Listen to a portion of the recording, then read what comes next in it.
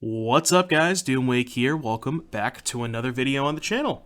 As always, you know what I'm going to say. Make sure to hit the thumbs up button, and if you enjoy the content, please consider subscribing to the channel, and last but not least, be sure to drop a comment in that comment section below. I appreciate each and every one of you who shouted out in the comment section on the previous video. Definitely got some ideas flowing from your suggestions, so thank you very much for that. And, I've been considering trying to maybe branch out. I don't know if I want to do other formats in terms of like MTGO play, because Standard, there's not really a whole lot of love for Standard right now. It seems kind of stale. Maybe Legacy at some point. Pauper, Pioneer, Just not, these formats don't really excite me that much. Maybe Vintage, but like Vintage and Legacy are kind of the ones that kind of pique my interest the most, so potentially that. But for now, we're going to stick it out with some modern content, and I got some Affinity for you because I haven't done a video with Affinity in like a month and a half, and the Affinity videos are generally pretty well loved, so let's play some Affinity today. This particular list is modeled from a 5.0 list that I found from Mana Symbol. Great streamer, by the way. Be sure to go check them out, twitch.tv/Mana Symbol. And this list looks pretty clean. I made a couple of small changes to the main deck, like I added an Aether Spellbomb because I think that one's pretty important to get off of Urza Saga. But most of this deck is very similar to what Mana Symbol was up to when he 5.0'd. So just to kind of go over the deck pretty quickly here, we got so Affinity is a deck that is utilizing cheap and or free artifacts to power out cards that say Affinity for artifacts. Pretty straightforward. So we got Memnites and Ornithopters as our 0-mana creatures. Welding Jar is another 0-mana artifact to give us some additional protection. Springleaf Drum, which is arguably one of the best cards in the deck because it is the card that kind of allows you to double, triple, quadruple spell, and we don't have Mox Opal. So we need some additional boost of mana, and that's where Springleaf Drum comes in. We got Signal Pest when we go wide. We can get a nice Battle Cry attack. Double Signal Pest gets a lot of damage pretty quickly. We have our Urza Saga targets outside of all the other aforementioned ones are bullets, I guess you should say. Shadow Spear when we need to get a little bit of trample action with our large constructs. And some lifelink comes up a lot. Ginger Brute, kind of an innocuous card, but it's really nice to have a haste creature that you can get off of Urza Saga. So it's not only a haste creature, it has evasion, because you can pay the 1 to make it so it can't be blocked except by creatures with haste. And both of those, haste plus evasion, really good when you have a Cranial Plating in play. So that's why we have one Ginger Brute. It comes up more often than you would think. Aether Spellbomb, basically to turn Urza Saga into a removal or tempo spell, which is just really awesome. I can't imagine playing an Affinity-style deck without an Aether Spellbomb. Most of the time, if you have Urza Saga and you have blue mana, you probably should have an Aether Spellbomb, because there's just a lot of situations where it comes up in, even just like bouncing Germ tokens and bouncing other constructs.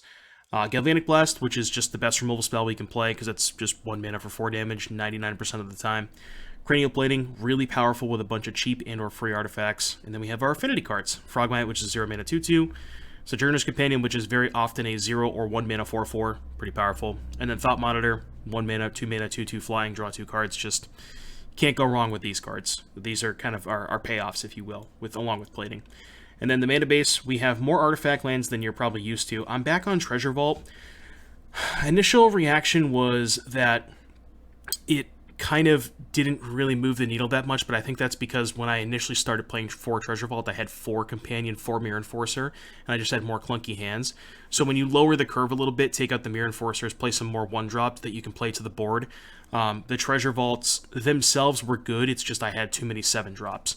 So now that we've lowered the curve a little bit, I think Treasure Vault is really good. There's also situations where you just get 5 mana in play, and you just sack the Treasure Vault to make 2 treasures, and that's just an additional point of damage in combat with a Plating or a Saga token. So we're going to watch out for that. Urza Saga, don't really need to explain that one, I'm sure you've seen it before. Spire of Industry, which is our sort of pain land. It's a pain land, and the reason we're playing it is because we have some white cards in the sideboard. Otherwise, you would just play more blue-red lands. Also, you don't want too many enters to the battlefield tap lands, but mostly here to facilitate the white cards in the sideboard. Silver Bluff Bridge, again, I really dislike enter the battlefield tap lands, but I'm sort of warming up to them a little bit. I think 3 is probably the right number. You could maybe sell me on 2 being correct. But yeah, you know, artifact land, indestructible, and taps for blue or red mana because we have blue and red cards in our main deck, as well as blue or red cards in our sideboard. We got a basic land for when we get Path to Exile or Ghost Quartered or Field of Ruin, and 4 Darksteel Citadel, in combination with the 4 Treasure Vault to kind of power out more of our affinity draws. And then moving on to the sideboard, we have some additional Urza Saga targets with Relic of Progenitus and Pithing Needle, whenever those are good. And then we also have 2 Tormod's Crypt. I'm choosing to go, I think Mana Symbol had 3 relics. I'm going with 1 relic and 2 Crypt. In the matchups where you want to be able... In the matchups where the Graveyard Hate is good, you usually don't have the luxury of, like, the turn that you cast the relic, you have to then hold up another mana, so it's effectively a 2-mana play. Tormod's Crypt, while, you know, it's only a one-shot, and it doesn't replace itself, because relic is also a one-shot, but it doesn't replace itself. It's just more mana efficient, and I think it's too important in those matchups to have mana efficiency. I like 1 relic, because relic is a lot better versus Murktide region, because in those matchups, the game may go a little bit longer. You can just have the relic sit and play, so you want access to it off of Saga. But for the more graveyard-based decks, I really like 2 Tormod's Crypts. So we're choosing to go with that split. 2 Wear Tears for when our opponent is also up to some Urza Saga shenanigans. 2 Etch Champions, which is really good against the decks that have a lot of targeted removal, like Lurrus decks, sometimes Blue-White Control. I don't know if I'd bring it against Blue-Red because it doesn't really match up well against Murktide Regent, because you can't block it, and they can pretty easily race you with an 8/8 flyer. So I don't know if I'd bring it in that matchup. No, I should have noted, we are a Giganta deck. It's essentially a free roll. We don't really, you know, there's nothing that we would want to play that would cause us to not want to play Giganta, so it's pretty much a free roll. 2 Experimental Frenzies, which is really cool. It's a way, you have a lot of 0 and 1 mana cards and affinity cards, so there's situations where you play this against control and you just play, you know, run off 3 or 4 spells off the top of your deck, and it's just, if this card resolves, they don't have a ton of answers for it too because they have prismatic endings, but they usually can't get to 4 colors, so if this card resolves, it's kind of hard for them to kill it, so it's quite good against control. Metallic Rebuke for, you know, when you need a counterspell, just a nice generic counterspell. Really good with cheap artifacts. And then Dispatch, which is 1 mana, essentially exile target creature. So it's better than Path to Exile if you're playing with a bunch of artifacts, as you could probably imagine. So that is the Affinity deck list. And again, I'm pretty excited because I love playing Affinity. It's a deck that I've played in the past. Rest in peace, Mox Opal. But yeah, let's, without further ado, let's get into some games. I'll see you back here in just a little bit for round number 1. All right, everybody, we are here for round number 1 of our league with Affinity. Opponent's got a Kahira, and I don't got any lands. So, we'll take a mulligan. Pretty clear mulligan. We do have a turn 1 Frogmite. I will not keep. Okay. So this hand seems quite a bit better. I think I'm putting back the Shadow Spear. And I can go Treasure Vault, Springleaf Drum, Ornithopter, Frogmite, and set up for turn 2 Thought Monitor, hopefully. I could put back the second Monitor, but I think it's better to do it like this. So 1, 2, 3, 4, 5. Yeah, so this still lets us turn to the Thought Monitor. Not if they have Fury, I guess, but Fury would be bad. Because Fury would kill these 2, and then probably would not have enough stuff left over. By probably, I maybe definitely wouldn't. But hopefully they're not Furying us. Okay. Didn't get Furied, that's good.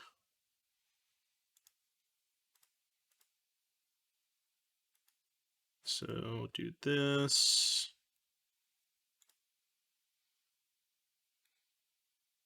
And do this.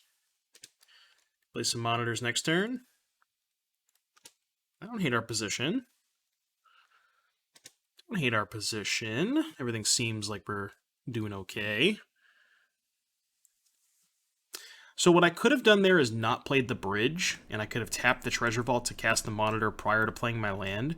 And that way, if I drew a basic island or Spire of Industry, I could have played a second monitor there, and that might have been better.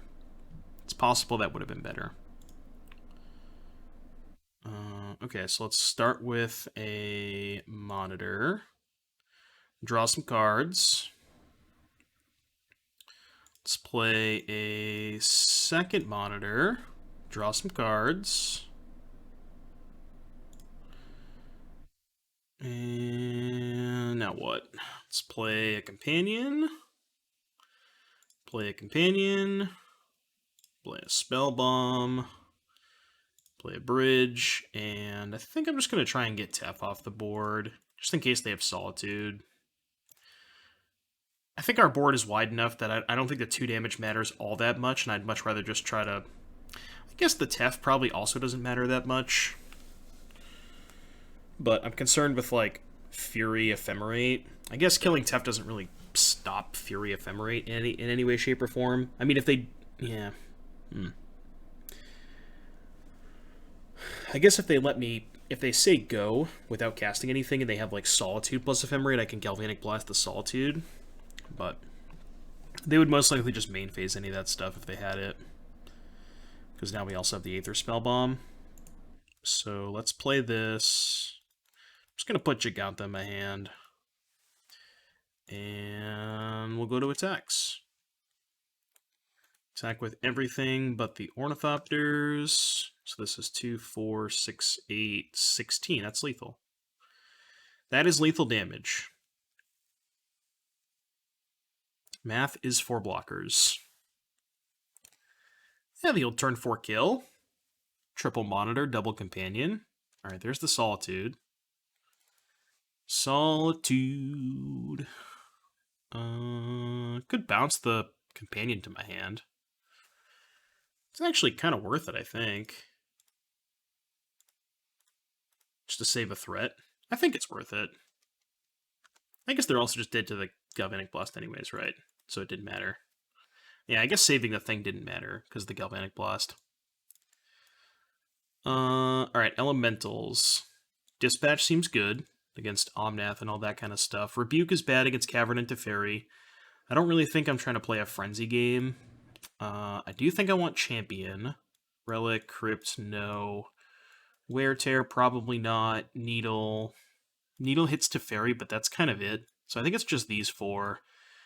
They're a Fury deck, so I want to trim on Memnite a bunch. Same with Frogmite. And the Gingerbread, I think. Yeah, let's do that. I think I like the way that looks. Again, most of the time in sideboarding with Affinity, you're just trying to up your card quality a little bit. Trim some of the like Memnites and 0-mana cards that have less impact and have your like heavy hitters, like Etch Champion. Okay, what does this hand do? This hand is... This hand doesn't do all that much. We have Citadel Thopter. Turn 2, land plating. We do have a monitor and a Galvanic Blast and a plating, though. Which is like pretty high. This hand has pretty high card quality. So even though it's like kind of missing some pieces, I think it's worth keeping. We can turn 1 to Frogmite now. That actually was not a bad draw. Just allowing us to like get closer to this monitor faster. Springleaf Drum, I think, would be a really good draw here. Because then we can go land, drum, 2, 3, 4, 5. We can go land, drum, monitor. Can't quite go drum, plating, monitor. We're 1 mana short if we draw drum. Okay. Did not get Fury Ephemerated, which is good. So 4 artifacts. So can't play this. I guess it's just plating. So attack for 2 and then slam a plating. Not much else going on. I could hold up Galvanic Blast if they have Thing plus Ephemerate. But I think if they had Fury Ephemerate, they probably would have done it last turn. I think so. Okay, never mind. I guess they wanted to see if I was going to play something better this turn, which makes sense. But, yeah, we don't have anything left.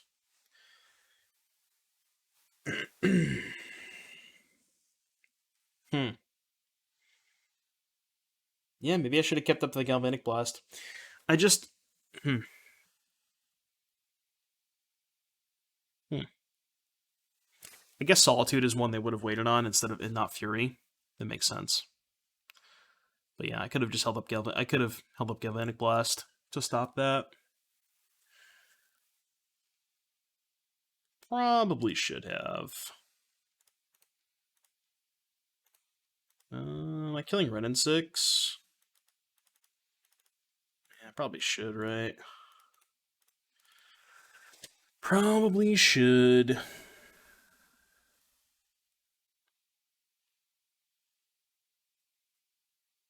Okay. Take 3. I'd like to draw like an artifact land here so I can play the monitor. That's actually pretty good. That's probably my best draw. Because they can't kill it. We have the plating too, so that might actually be my best draw. So they can't attack, they can't kill it. They can kill my other stuff, but we can just get to a point where we just slap a plating on a champion and go to town.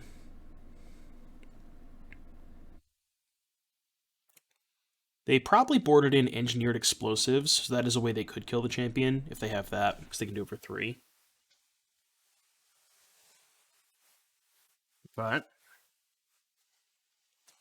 Kahira.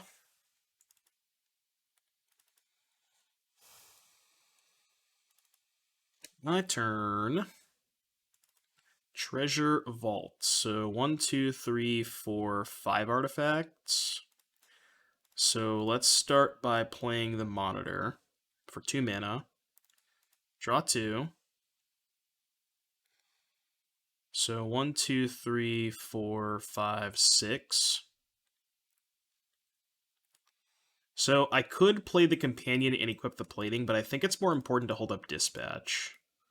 So I think I'm just going to do this. And attack for 8. I think it's pretty important to hold up Dispatch. Wait, have I not played my land yet? No, I played the Vault that turn. Yeah. Played the Vault that turn, so I could play the Monitor. I had to play the Vault first. So I had enough artifacts in play. What's this? This is an Omnath. I could let the trigger happen. It's pretty likely they have Ephemerate. I guess the nice thing about dispatching now is they're not ephemerating their Solitude to kill my Monitor. Ooh, they don't have Ephemerate. That's good. That's very good for me. I think if they offer it, I'll probably trade here. Because there's so many ways for them to kill the Monitor anyways. And 15, 8, 9, 10, 11... 8, 9, 18... Yeah, I think if they offer it, I would trade for the Kahira. Also makes their Solitude smaller for whatever that's worth. I mean, the champion's probably still going to be a 2-turn clock anyways, but yeah, they don't even offer the trade, which makes sense. I'm not going to chump block. So they go to 15. Yeah, this should still be a 2-turn clock, right? 8, 9, 18. It's going to be close. Oh, well, now it's probably not close. I guess they could have Force of Vigor. Let's do this. Let's do the plating. All right. Now, never mind. We had a there was no 2-turn clock because we had a 1-turn clock. Yeah, game 1, they kind of just didn't draw any of their interaction, and game 2, we drew Etch Champion double plating, which their deck is not very well equipped to beat. So 1-0. I'll see you back here in just a little bit for round number 2. All right, everybody, 1-0. We're here for round number 2. Affinity. Let's go. What do we got? Treasure Vault, plating. Red Source Jar, Galv Blast. So this hand is pretty juiced if we draw any creature. I don't really think keeping a hand without a creature is very smart. This is one of the few hands that I would consider keeping without a creature because we have a Galvanic Blast that's turned on. We have 2 Cranial Plating, so any creature is just insane. This hand's really close. I'm gonna mulligan, but God, that hand's close. Okay, this is kind of the same hand, but this time we have an Urza Saga, so I think I'm gonna keep this, and I'm actually gonna put back the second plating, I think. Putting back the plating is bad if I draw a land, but putting back a land is bad if I don't because of the Saga, and I think the Saga is the most important part of this hand. I guess I could put back Jar and keep both platings. Is that better? Jar is pretty good at protecting the Saga token, though. Usually don't need the second plating. I think this is fine. Alright, let's cast the Jar. Play a Citadel, pass.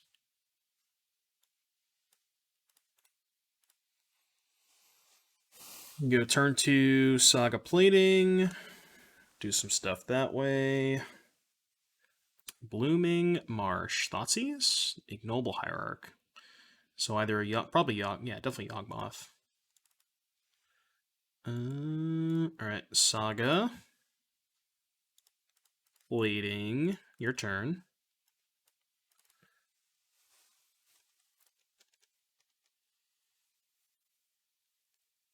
Smells like Yawgmoth. So next turn, 1, 2, 3, 4, 5. Not quite able to play the companion, if we want to make a Saga token, that is. If I draw a Springleaf Drum, I can go Companion plus Monitor, and that might be better than making one Construct token. It's close. Depends on what they do, I think. Okay. Messenger. I'll move the stack over here. Messenger is fine. 18. Let's see what we draw. Drew a Signal Pest. Alright, so Treasure Vault gives us 4 artifacts. So this would be 5. I can play Pest and Companion, or just make a Construct. I think it's better to make a Construct than play Pest and Companion, because the Construct with potential Shadow Spear is going to be a little bit better.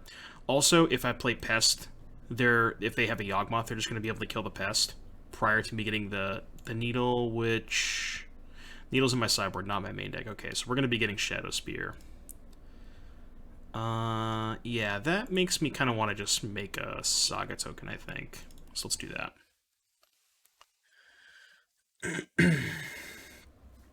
I guess I might just end up getting... Well, hold on a second. Where I think about it. Pest plus Companion lets me equip the plating next turn. But then I could also just make a Saga token, equip the plating and the Shadow Spear, which is probably just better, right? Yeah, that's probably just better. So make a Construct this turn, float mana, get a Shadow Spear, equip both to the Construct. Because they don't usually have a lot of, like, targeted removal for Constructs game 1. They have Yawgmoth, which can slowly kill it, but... We don't really have any recourse against the combo game 1 outside of Galvanic Blast, which we currently don't have access to. So maybe if we draw a Galvanic Blast, then my plans change, but...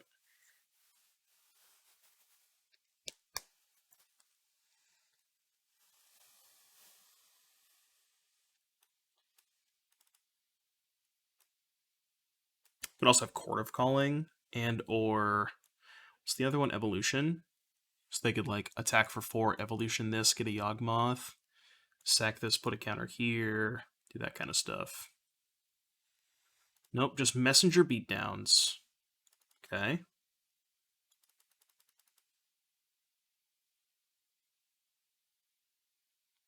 I think I can beat Messenger beatdowns.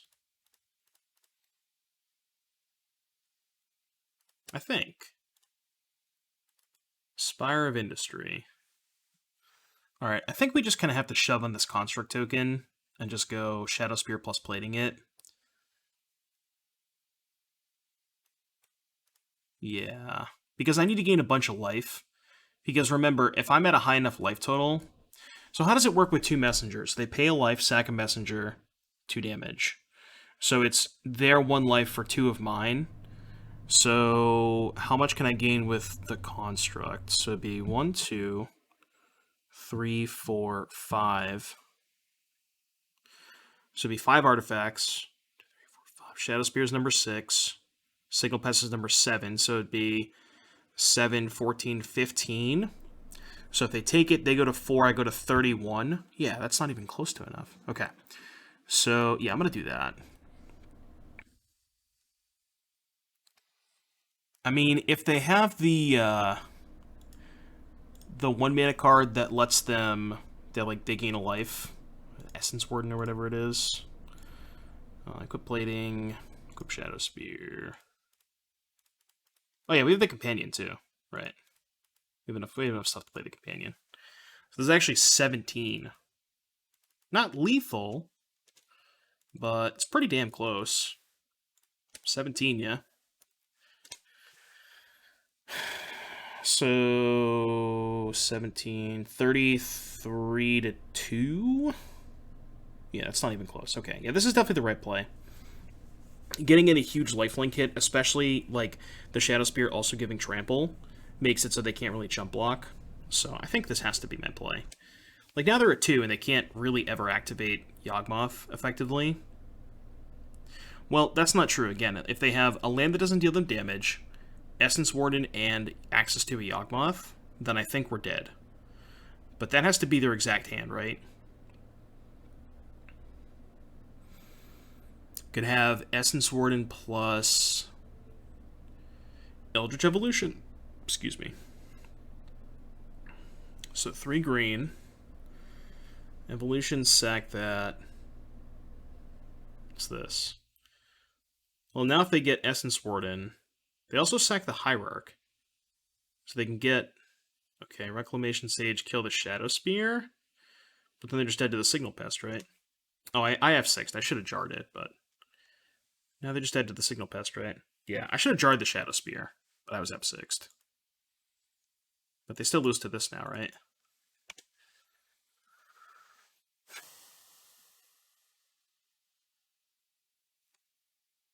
Sometimes you just gotta F6. I don't think it should matter, though. Okay. Yeah, they're just dead to the pest. They can cord for 2? Can they get a flying blocker at 2 mana? Find out. Equip here. I guess I'll just play this pre-combat. Reason not to. Draw 2. Let's play this one too. Why not? Draw 2. Play a drum. Alright, combat. Attack you. So they cannot block the Signal Pest. They can cord again. They can cord for 2, but I don't think they can cord for... And also if they cord for 2 for a flying blocker, then they have no blockers for these two. So they have to like block, and cord for 2 for an answer? I don't think they can, though. There's no... I can't think of a 2-mana card they can get here.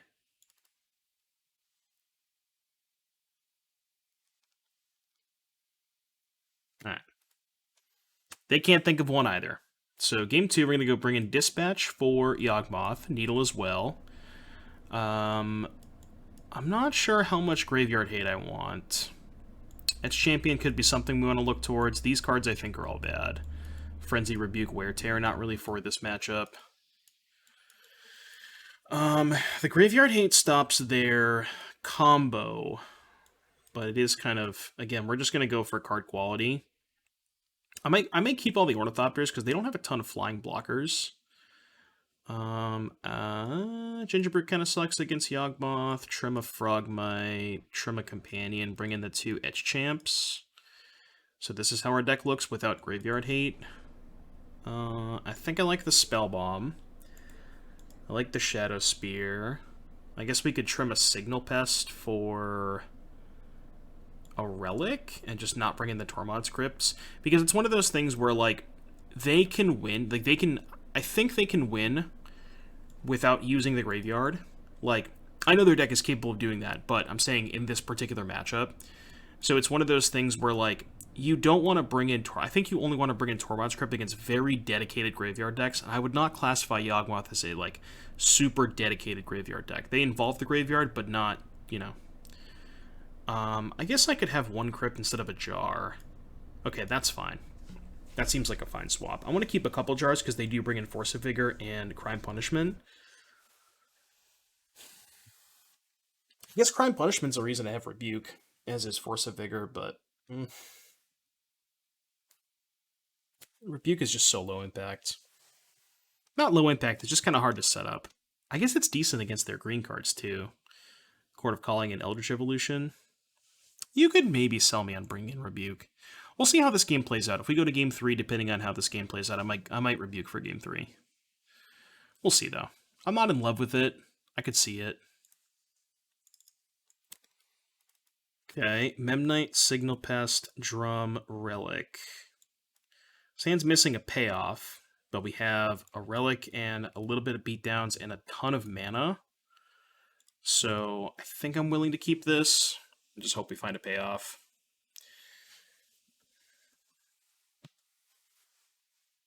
Okay. There's a payoff.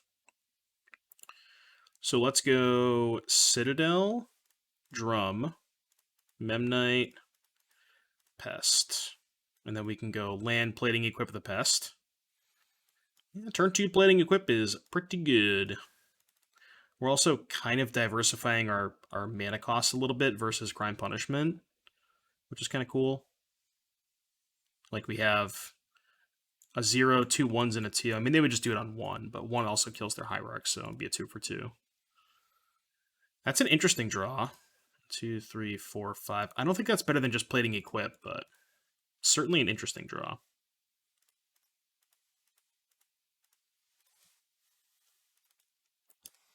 All right, 6 ya. The next turn we can do something like Relic, Monitor, Hold Up Relic.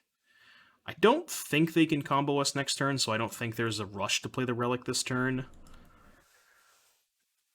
It's possible. Right? 1, 2, 3, 4. No, I don't think it is.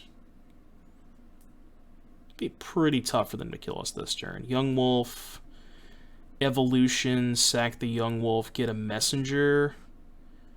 And then do they have enough to cord for Yawgmoth at that point? So they play a land. They tap a land, play Young Wolf. Tap their other 2 lands in the Hierarch, keeping up the treasure token. Evolution, sack Wolf, get Messenger. That's tapped. 1, 2, 3, 4. No, they're short. I think they're short.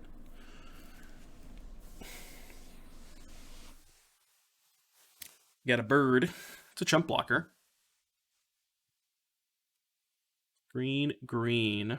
Geist? No, Evolution. Are they going to sack the Innkeeper? They're sacking Hierarch. Is this a Rexage? Okay, Rexage the Plating, sure. See, I can live with that. I can live with this, playing this kind of game. Because we got some cards back off the monitor. So this is okay. Take our 1.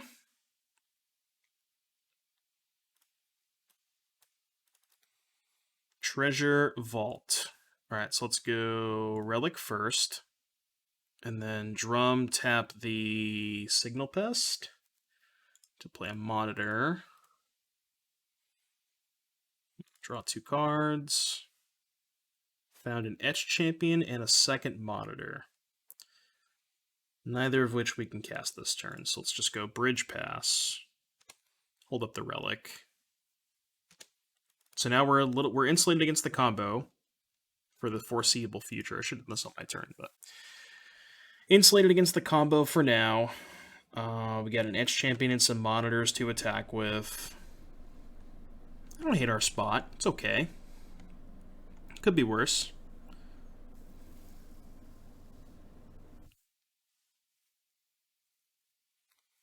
And if they play a Yawgmoth, things get a little dicey. Because then they could start trading their board for ours. They won't be able to kill the champion. Alright, so they're attacking. I mean, I think it's better for me to take this trade. Because the reason I want to take this trade is if they have a Yawgmoth, they can make that trade while also being up a card. And, okay, so they just don't have a Yawgmoth. But, like, if they have a Yawgmoth, that trade's going to happen at some point anyways. And I think I'd rather have the trade happen with them not getting an extra card, you know? If that makes sense. Because my Mem Knight is pretty worthless on this board. Okay, that's not bad. So let's start with Monitor, see where we're at. Play a Frog. Play a Drum. Play a Land. Oops. I guess I should just relic them now. Reason not to. And then I'm just going to play Champion tapping the Signal Pest and hold up Galvanic Blast. I could have gotten one more damage if I tapped the Frogmite. But if they attack, I might just block with the Frogmite. Yeah, if they attack with this, I might just trade. So. But I guess I have the Champion back. Yeah. So there was no point in doing that. Yeah, that was just a free point of damage. Because if I tap the Frogmite instead of the Signal Pest, then I could just block with the Champion. Yeah, that was just a free point of damage. That was a whoopsies. Yeah, Wall Root's fine. Still, I'm not going to kill the Innkeeper. I'm going to save this for Yawgmoth. Stranglerootgeist, also fine. 17. I mean, we have a 2-turn clock. Yeah, we just have a 2-turn clock. Because we can attack with the Frogmite. Okay, do that. Combat. Yeah, this is 9. That they can't block because the Birds is tapped. If they could, like, have Force of Vigor in their hand, they could hardcast it next turn. Alright, they go to 8, and it's your turn. We have a Relic and a Galvanic Blast up, and a blocker. I think we should be okay.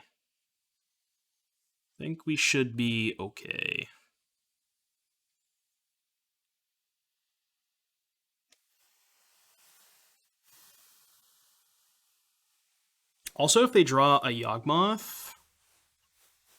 Okay, so I think I'm going to let that go. And if they go to sacrifice a creature, then I can just Relic them. I could also pop the Relic. Alright, so they are going to start. Nope, they're not going to start. I think we should be okay. I'm kind of surprised they didn't put a counter on the wall and leave up the Birds. Because the Birds can actually chump block a Thought Monitor.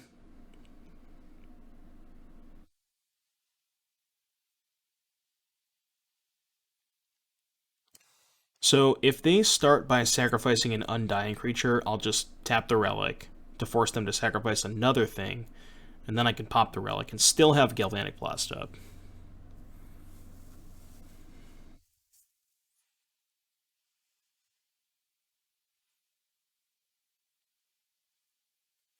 Or, I guess what I could do... Nah, it's a little dicey. I was going to say what I could do is if they sack an Undying creature... Okay, they're sacrificing Plant to kill the Signal Pest. Okay, that's fine. I'm just going to let that go. That I will let go. I don't actually want to cast the Galvanic Blast and the Yawgmoth yet, because if they go too low, I might just be able to blast them out of here. So that's why I'm saving the blast. Because I have 6 damage, they can't block. So I'm just going to tap. Okay. Treasure Vault. Alright, let's go to attacks. I have 6 unblockable damage. Yeah, they should just be dead, right? Because then I just blast them. Yeah, this should be good. Because they're at 2, I blast them. They respawn, sacrifice a Geist, go to 1. I respawn, relic them, and then they can't sack to Yawgmoth again. Because they're at 1, right? Oh, I guess they could have a Chord. Their last card could be a Chord.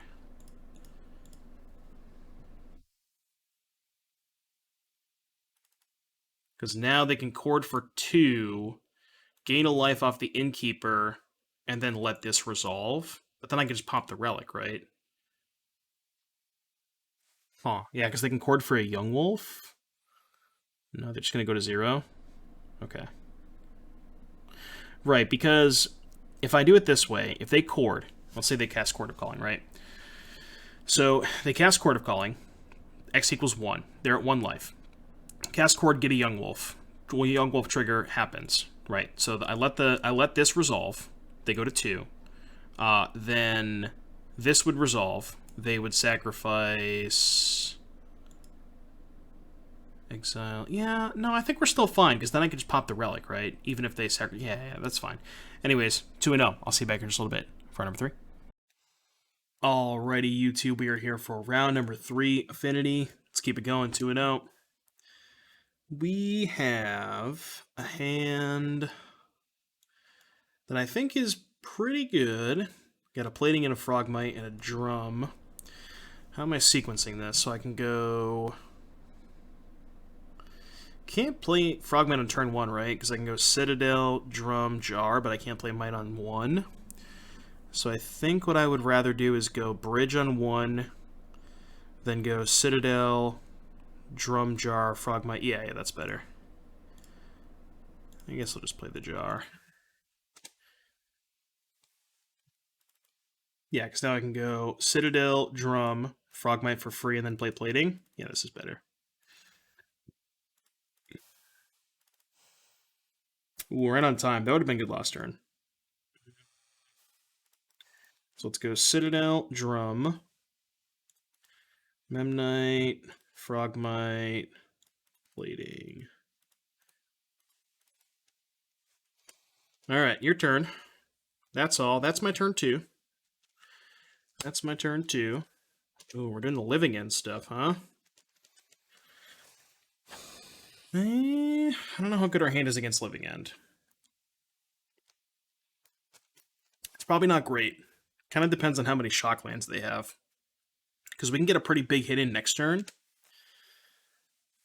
Unless they grief my Galvanic Blast, I guess. That would kind of suck. Alright, untap. Urza's Saga, huh? Not exactly the card I was looking to draw. So equip here, attack for 10. Alright, 10, yeah. There's a chance that we can survive a hit, though. And if we can survive a hit, we can go Saga into some constructs. And then get a Shadow Spear, potentially. Because right now it's 4, 8, 11, 16. Yeah, as is, we're surviving 1 hit. Unless they have another Street Wraith? Oh, plus the Shardless, right? Don't forget about the Shardless. So it's 4, 8, 9, 10, 11, 16, 18. That's 21. That's 21, huh?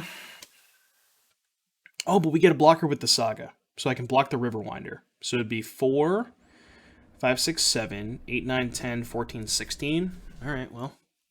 I'm just debating if I wanted to blast my Frogmite, but I'm just going to blast them. Unfortunately, Welding Jar does not protect you against Living End because it's Sacrifice, not Destroy. But alright, so they play Shardless. Our stuff dies. We make a construct to block the Riverwinder, and again, we take 16 if I did my math correctly. Should be 16.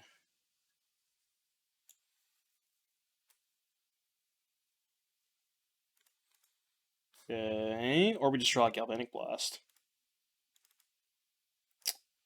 1, 2, 3, 4, 5. I have to pay 2 mana for this? I don't think that's good. 2, 3, 4, 5, 6. Because if I pay 2 mana for this,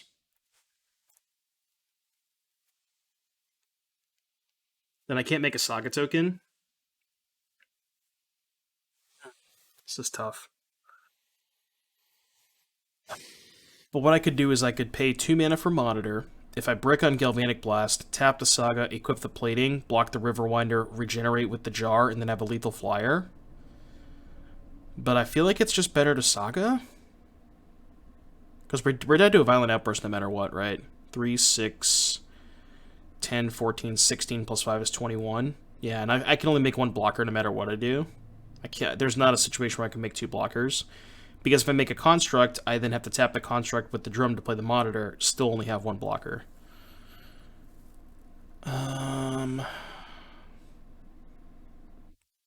So it's either do I want to make a construct, block the Riverwinder, concede to Violent Outburst, or do I want to pay 2 mana for a monitor and try to get 2 looks at a Galvanic Blast? It's kind of close. I guess the monitor is kind of the same thing as the Saga, right? Because either way I can still just plating, equip, block regenerate, float mana, get a Shadow Spear. Yeah, so I guess the monitor is just better, right?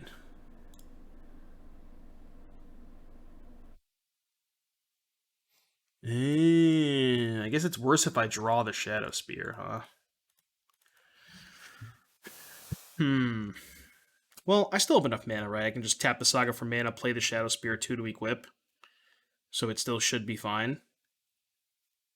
I guess I have to sack the Jar this way. But yeah, I'm dead to Outburst either way. Seems like they have. Oh yeah, they definitely have it. Okay, well. I guess I'm glad that with the play that I made, giving myself 2 extra looks at a Galvanic Blast. Because, again, I was just dead to the Outburst anyways. Alright, Tormod Script, Relic, I think Rebuke. Not a fan of Etch Champion because it's really bad against Living End. And yeah, not really a fan of any of these other cards. Let's cut some of the weaker cards. Welding Jar is actually probably worse than Memnite in this matchup, huh? If I were to cut any of that stuff. Yeah, Welding... Well, I guess Jar is better against... what you call it? Jar is better against Force of Vigor and that kind of stuff. So I guess we can just cut the Ginger Brute, keep a Jar, cut a second Frogmite, keep a second Jar. Okay, that's fine. I'm down with that. Alright, so game 2. I got a Tormod Script. Does that mean I have to keep? I think so. The rest of this hand is kind of mopey, though. I could have boarded out Galvanic Blast, but their mana base is sometimes kind of painful. So I think just keeping in a bunch of burn spells is not that bad. I have to play the Krypton 1 because of Grief. I don't think they would keep Enforce. Maybe they would. Well, they did. Okay.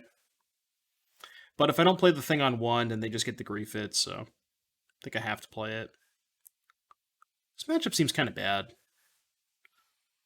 Let's do this. You can go. No Saga either. Because Saga would allow us to get a Relic or a Crypt, but no Saga.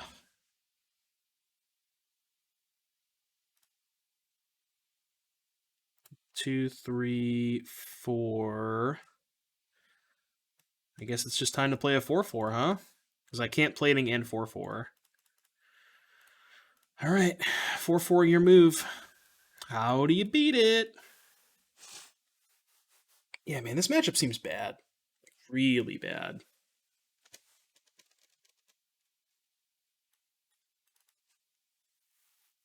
If they play Grief, do I Galvanic Blast my own companion? I don't think so, because my 4-4 is not beating their 2-5 hexproofs anyways. Like, I guess I could go plating equip, but then they would just take the plating, right? If I blast my companion, they just take plating, and then I have a 4-4 versus 2 5-5s. Well... Now I guess I could blast my own thing. Well, I don't think blasting... I guess I could also just float red and blast the Street Wraith, and then hope to draw a creature. Is that better? I have 10. As opposed to equip, trade with a Riverwinder. Actually, no, it's probably better to do it this way. I think. Because the 4/4 actually holds off the Street Wraith. Like, I think I just... maybe I have to attack and just hope to draw a creature. Yeah, I think I have to attack and just hope to draw a creature. Like, they have to block, I think. Just trade with the Riverwinder. Like, I don't think I'm winning this game by sitting back, because if I sit back and they just have, you know, a Foundation Breaker or something to kill the Sojourner's Companion, it's also really bad for me. There's no way they just take this, right? They probably should just trade. I guess it's not 12. So then Galvanic Blast wouldn't be lethal. I mean, it's just, there's no reason to take 11 here, right? Yeah. So yeah, just do that, hope to draw a creature. I think that's my only reasonable line here. Given that I don't really have any leftovers.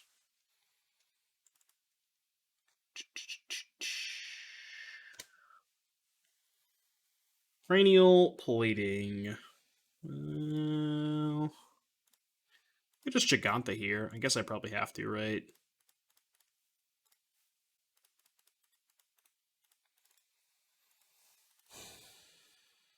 I didn't have mana to Giganta last turn. Did I?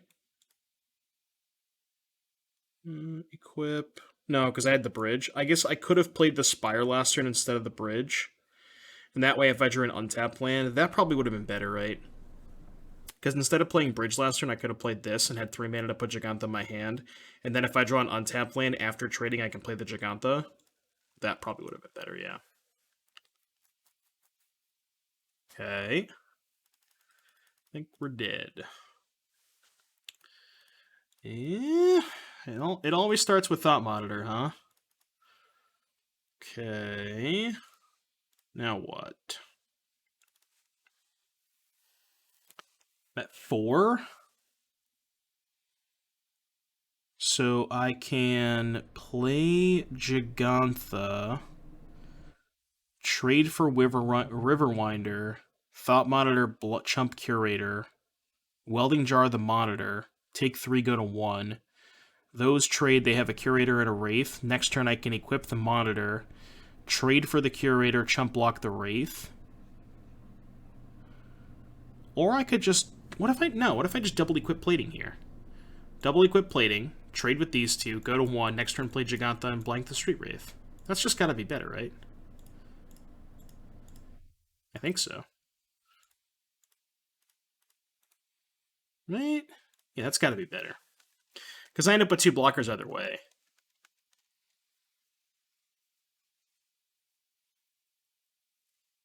So dead to any removal spell, dead to Violent Outburst. Dead to most of their deck. And they know my last card, so. Okay, you can scry.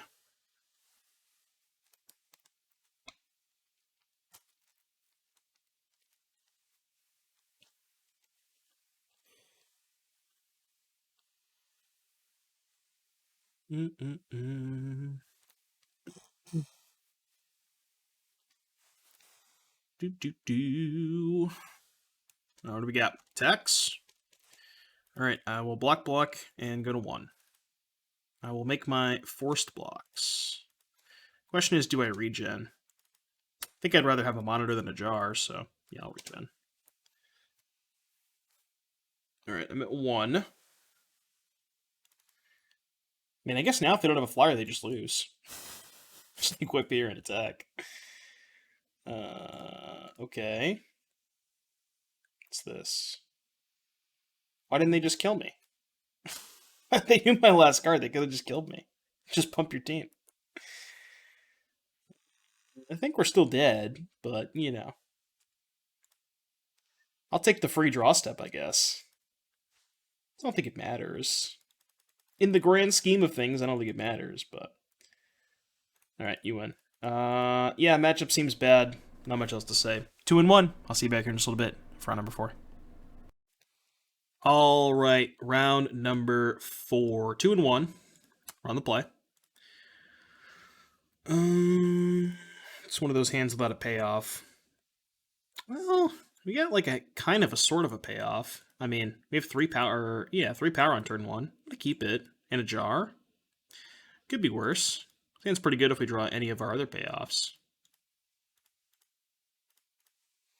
Alright, there's my hand. You can go. Plating's a good draw. Any of our Affinity cards are good draws. Well, not Frogmite, but Plating draw. Drew the Frogmite. I only drew the Frogmite because I slandered his name and I said it wouldn't be a good draw. The frog takes no prisoners. I've been thinking about, so there's this standard Through the Ages thing, which is just like a bunch of old standard decks.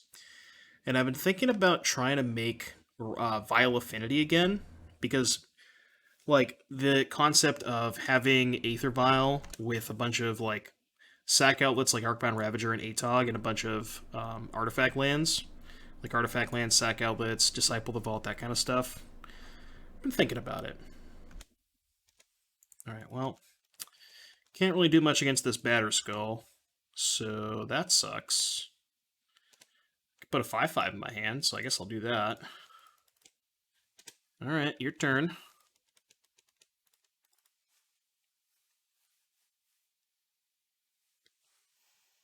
Sacred Foundry tapped. We need to find a Plating very badly, or a Galvanic Blast, or an Ornithopter. Attack. Attack you for 1. 1 damage. If I go to Tech Edge my Treasure Vault, I can regenerate it with Jar. Which I probably will do. Alright, there's a Batterskull.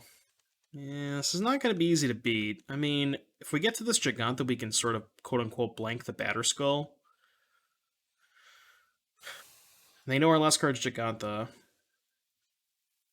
And they can upkeep Tech Edge because the regeneration on the Treasure Vault means that it's tapped for a turn. So if they're going to Tech Edge, they should upkeep it, which like keeps me off the Giganta for a turn if I draw land, but they also probably just don't have to care about the Giganta. Cauldra.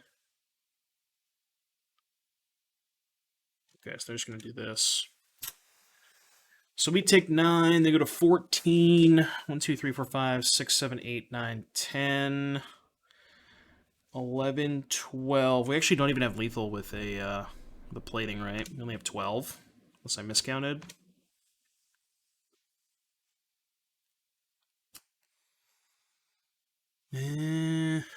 Alright, play this. Play our Big Moose. And attack for 2. Alright, 2 2 So they go to 12. We have the Giganta to blank the Batterskull. Oh, but if they have a land, they can just equip the Batterskull to the Cauldra. There's almost no way we get out of that. Because they gain 9, go to 20. What if we... Is there any out of, like, Monitor into double Plating? Would that get us out? I don't think so. Alright, I'm at 2. I'm at 2, you're at 20. Darksteel Citadel, probably not going to cut it. Alright, game number 2. So, playing against Death and Taxes, I want Wear Tear for Batterskull. I love Etch Champion. I don't mind Pithing Needle. Don't want the Graveyard Hate. Don't want this. Not a huge Frenzy fan. Don't like the Rebukes. Love the Dispatches. This is 7 potential cards. Welding Jar, not very good against a deck that has all exile-based removal. Ginger Brute, not very good against Cauldra, because Cauldra has haste. Just going to shave Frogmite Memnite as we usually do, and probably shave a Companion. Companion also doesn't match up well against Batterskull and Cauldra, so it's kind of one of your weakest payoffs. If you even call this a payoff, I guess it kind of is. It's a, 0 or 1 mana 4/4, but it doesn't really match up well against their stuff. Game number 2. Lost game 1 against Death and Taxes. This hand does not have enough mana. You go turn 1 Bridge, Thopter, turn 2 Spellbomb. Yeah, not enough mana. Okay, well, kind of the opposite problem. I think, again, you kind of just have to keep these hands, hope to draw payoffs. So let's just go Bridge, Memnite, Memnite. At least this game we have a Galvanic Blast for a Stoneforge Mystic, so we have that going for us. But Giver of Runes. Well, we can kill that thing, which we have to. Alright, Saga helps. So kill that thing, play Saga, play Drum. Attack for 2. Saga's definitely a good draw. Still kind of in a bad spot if they have a Stoneforge Mystic, because now they're 1/2 blanks from Ebnites, and we don't have an answer to the Stoneforge. However, we can Urza Saga for a Spell Bomb to bounce the Germ token, so that helps us out a little bit. Ambitious Farmhand. So they get a Plains, and they can flip this if they have 3 or more creatures of different powers, and it flips into a 3/3 lifelink. Okay. So they got a Plains. Do that. Do I want to trade? Yeah, I think trading's fine. I think trading is okay. Especially if they have like a blink effect. Not that I really care about them getting extra lands, but...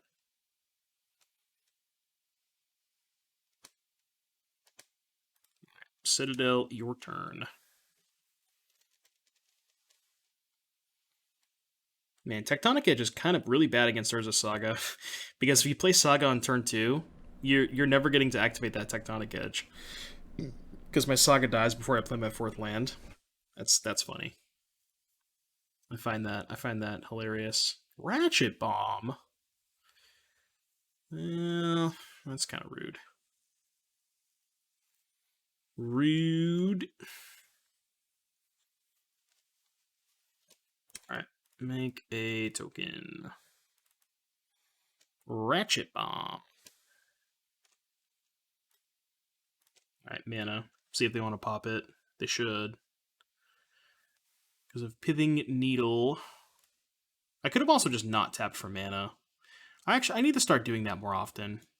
Yeah, there's some spots where you actually don't want to tap the Saga for mana, because if I don't tap the Saga for mana and they crack the Ratchet Bomb, then I can just activate it. So yeah, I should have just not popped it, not tapped it for mana. I gotta get into the habit of that. I always forget that. But that's a cool trick. Because, sometimes, like, there's these spots where you usually would tap the Saga for mana if you're worried about your opponent having a way to kill your stuff. But if you don't tap it for mana, you're putting them in this spot where if they let it resolve, then you just get the needle and blow them out. And if they do pop it, then you just get a free token. So, small mistake on my part. I'm going to get Signal Pest, I think. So, 1, 2, 3, 4... 5, play Monitor. But yeah, something to consider with Urza Saga versus stuff like Ratchet Bomb and Explosives. You don't always have to tap your Saga for mana. Pretty good follow-up. I'll just tap this and equip here. Pretty good follow-up. Not the worst.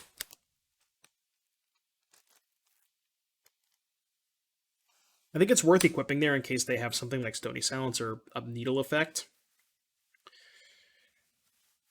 Like, I am exposing my plating to a Skyclave apparition by doing it this way, but I think if they spend their turn Skyclaving and I can just attack back for 8, that's okay, because I just have a 2-turn clock even if they Skyclave. So I think I would be okay with that, and I think playing around something like a Needle or Evoker or Stony Silence, something like that, is pretty important. Okay, that's fine. So they get a land. I would like to draw Galvanic Blast. Or Frogmite. What do I want to trade with the Flicker Wisp?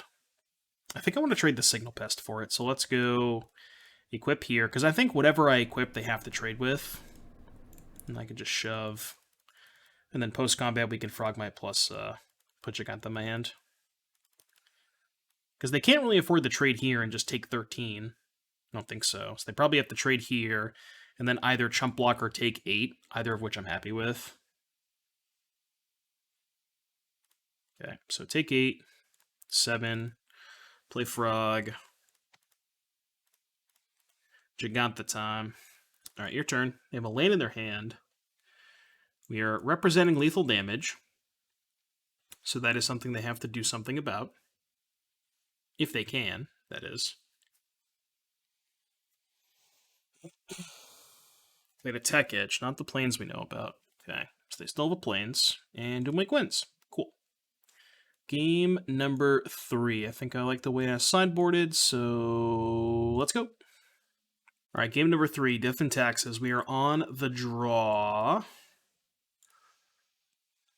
We have a somewhat risky hand, but definitely a hand that has a lot of upside. We don't have a third land to go with our Saga, and we don't have blue mana to go with Monitor, but we do have decent amount of pressure. Oh, that was perfect. All right, so Treasure Vault, Springleaf Drum, Memnite, Signal Pest, Frogmite. If I had played Urza Saga, so I kind of went Saga, Drum, Memnite, Pest, but then I couldn't play the Frogmite. Still might have been better to play Saga on turn 1, though. Because then I could have made a Construct on 2. That might have been better. It's riskier if they have like Prismatic Ending for Springleaf Drum, because then I can't make a token at all. I just get no value out of my Saga. So it is a lot riskier if they have Prismatic Ending. Ooh. All right, let's play this one. Let's go 1, 2, 3, 4, 5. I think I'm just gonna go play Sojourner's Companion. And then Galvanic Blast the... Oh, wait, hold on. I'm dumb. I forgot they have a Giver of Urns. Okay, well, I guess I'm just going to play Monitor then, right? Or let's attack first. Yeah, because if they block and protect with the Giver, then I can just get them with the Galvanic Blast. So, yeah, so we can attack first. I don't think they can risk a block here. I also, kind of gave away the fact that I have the Galvanic Blast. Yeah, they just take it, unsurprisingly. Alright, Monitor. I can wait to kill the Giver. No real reason to kill it now. Alright, your turn. They got a Batterskull. I mean, to be honest with you, I can just shove the companions into the Batterskull, and if they protect the Germ Token, then I can just kill the Germ Token. I think that's pretty good for me, right? Like, I attack, they put in Batterskull, block, they protect the Germ Token, I respawn Galvanic Blast, they gain no life that turn, and I'm just okay with that exchange. So let's go to combat. Yeah, I think I'm willing to make that attack. So we can send these. Yeah, like this. Because then again, we're in that situation. If they block the companion, they probably have to protect with Giver. We can Galvanic Blast and then just play a Plating post-combat. Worse if they have Cauldra, but... Alright, we'll pass priority. They also can't... Oh, yeah, no, they can't do that. Because if they block and get protection from Colorless, the Germ just falls off. So they can't actually... They can't actually do that. That's awesome. Yeah, and I'm just kind of okay if they want to make this trade. I think I'd be happy with that trade. Right, because if they give this protection from Colorless, the Batterskull falls off. So they can't do that. But I think I'm okay with this trade. And let's just make some constructs. I guess making constructs is worse if they have Ratchet Bomb. What if I just played a Plating? Worse if they have Skyclave. I'll just hold up my mana. I can always Plating equip next turn. Even if they have Ratchet Bomb. Yeah, if they have Ratchet Bomb, I could just go Plating equip on a Monitor. And that should be okay.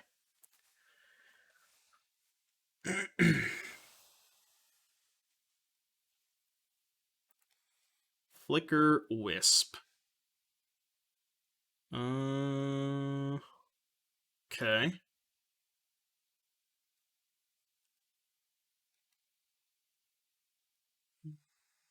Yeah, that is fine.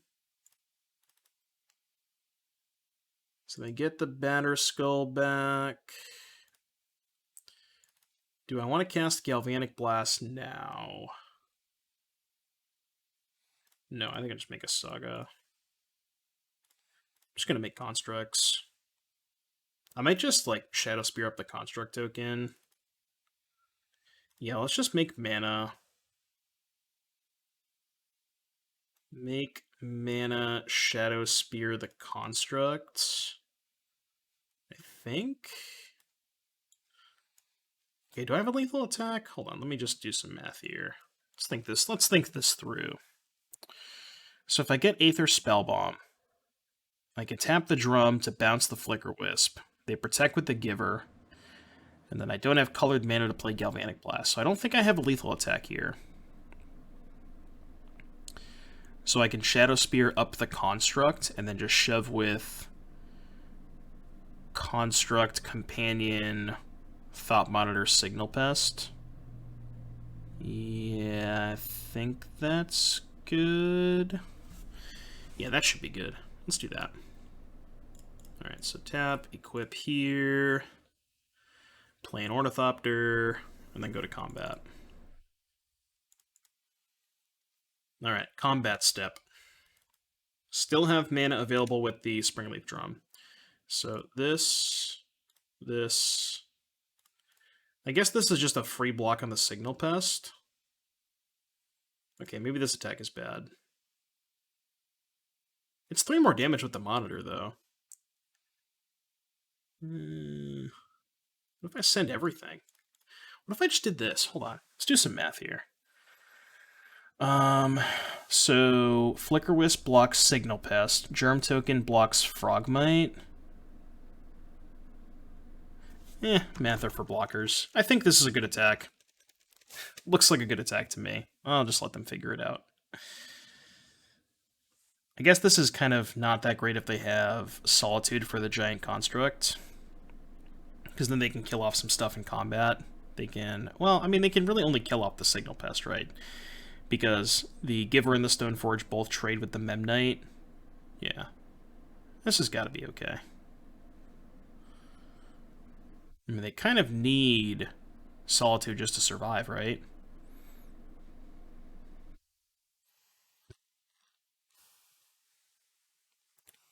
$13, $16. Yeah, this is still lethal. They go to 15 and take 16. This is still lethal.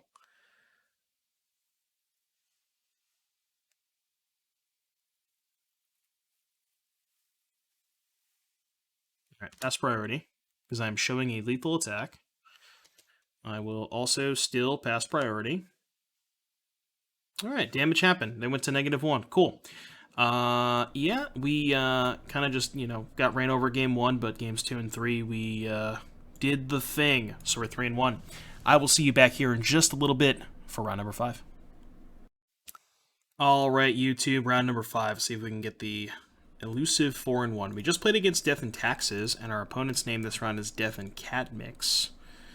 Do you think our opponent's playing Death and Taxes? This hand seems fine, right? Citadel, Pest, turn 2, Saga, Frogmite, turn 3, Construct, second Frogmite. Yeah, this hand seems alright. I mean, it's got 3 Urza Sagas, so it's got to be good, right? Right?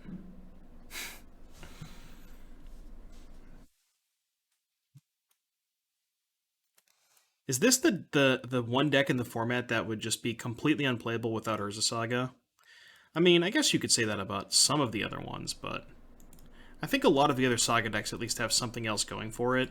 This deck kind of does, but not as much as the other ones do,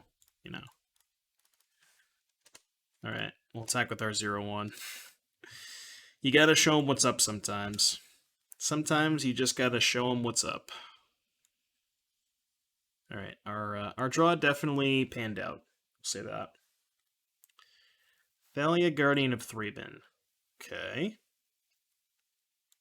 Thalia does kind of stunt our offense a little bit. And we can only attack with the Thopter and the Pest, so we'll do that. Auto yield.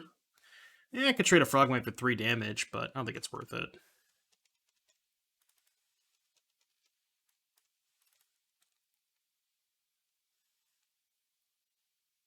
Leonin Arbiter. Alright, well, I will respond. Make a token. Because I'm going to make a token anyways. I know they're going to get the Strip Mine me, but... I'm going to make a token either way. They have 3 cards left.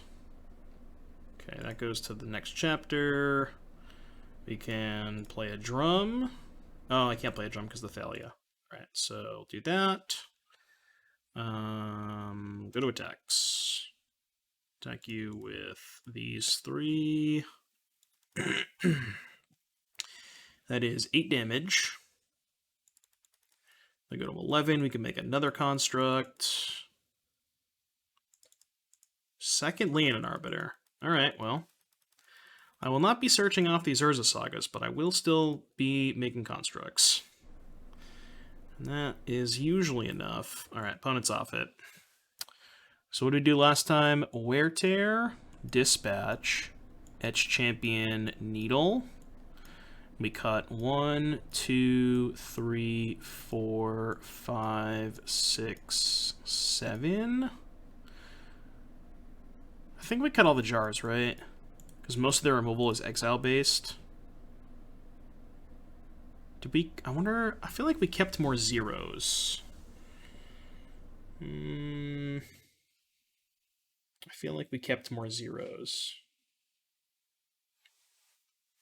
I mean, Frogmite also doesn't line up that well against Thalia. They're probably not going to keep in Thalia, but let's try this. Let's do like a 2-2, or more Memnites than Frogmites. Because Etch Champion is one of my better cards, so I'd like to be able to always have Metalcraft available. And unfortunately, this hand is not a keep. Take a mulligan. Ooh. This hand doesn't really do anything. We have no colored mana. We have a card that we can't even come close to casting. A 3-drop and a Memnite. We do have a Saga, though. Like, we could just keep this and put back the Monitor. This hand's pretty good if we find a drum. I think keeping this is better than going to 5, but it's you can make an argument either way. It's pretty close. Like, don't get me wrong, this hand is not good, but it does have a Saga. And Saga is worth a lot of cards. Varenton Forge Tender. Scrybug. They tell me it isn't real, but it happens every single time. I do appreciate their basics. I love these Bob Ross lands. I'll take it. Tonic Edge. Thalia. Alright, Saga time. Saga time. I've never actually land cycled this. I don't think I'm going to this game, but I wonder if there should be one blue-white land for like these rare situations where you have a post-board white card and you want to search for a white source, but you can't do that.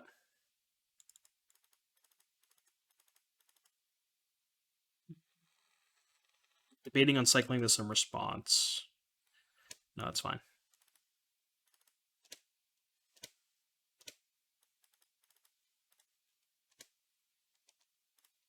Treasure Vault, go. They have 1 card remaining. They are going to get to kill my Saga, but not before I make 1 construct. Archon of Emeria. Sure, that's fine. Alright, well now they can't blow up my Saga, so I can actually make 2 tokens off of it, which is pretty good. I wonder if they were supposed to blow up my Saga there. 5, 6, play the Companion. Yeah, I just want to get full value out of the Saga. I know I can't search, but that's just okay. 6, yeah.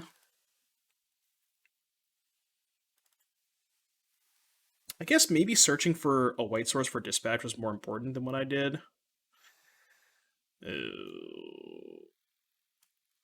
Forgot about that card. Yeah, probably should have searched for a white source. Oh, man. Oh, can I beat this? The answer is probably no. I mean, I can just pay for my lands. Yeah. Alright, lesson learned. I should have searched for a white source. Although, even if I searched for a white source, I still would not have been able to play the dispatch. Because there's a Thalion play, and my land came into play tapped. So, I think even if I had paid 2 mana... Oh, no, I would have had a mana left over. Yeah, I should have 100% searched. I'm trying to think of how I can get out of this. Pay. 15, 2, 4, 6, 8. I don't think I can. We're just going to go to game 3. I'm going to not wrap my brain around that. I'm pretty sure I'm dead. Alright. Play around Kataki. Yeah. Yeah, I think I probably would have won that game if I had just paid 2 mana, pay for the Arbiter, and then search for a drum. Hold up drum for the Kataki. I just forgot about Kataki. Haven't played against it in a long time. Okay. This hand has a singular mana source. This hand is super high upside. It loses the Kataki, though. I'll ship this. Okay, this is better. I'm going to put back the second Memnite, I think, and then just try to champion them out. Yeah, I'm okay with this.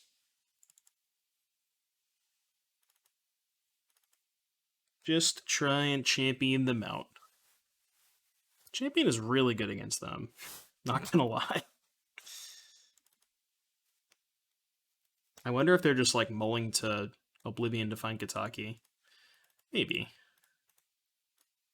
It's probably not the best strategy because I do have a ton of answers to it. Well, I have 6, but a ton. Do I want to play the plating into a potential Kataki? I think I actually don't want to play the plating. It's just too bad if they have Kataki.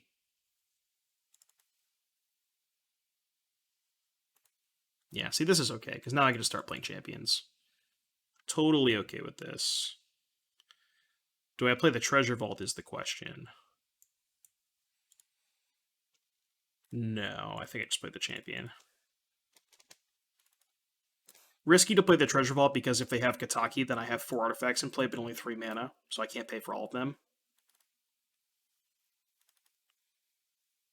What's this? Skyclave on the Memnite, sure. That's fine. No blocks. Alright. Now, I mean, the Ornithopter's kind of whatever. I don't mind giving up the Ornithopter even if they have it. Do I just play Plating? I think I just play Plating, actually. Yeah, I think I just do this. 7, yeah. What's up?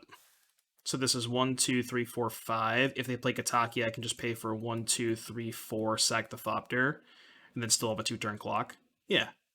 Sack the Thopter, they're at 12, I have a 6 power creature. So, totally fine.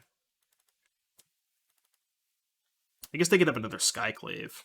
That would be awkward, but... This line definitely beats Kataki.